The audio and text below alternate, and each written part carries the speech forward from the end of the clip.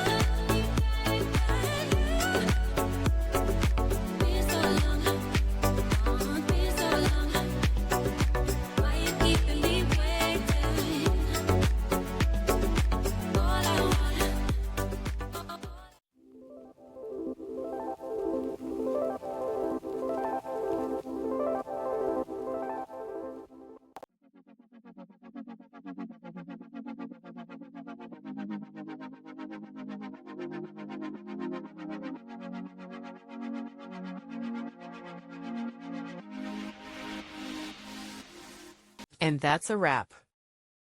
I hope you found the answer you were looking for.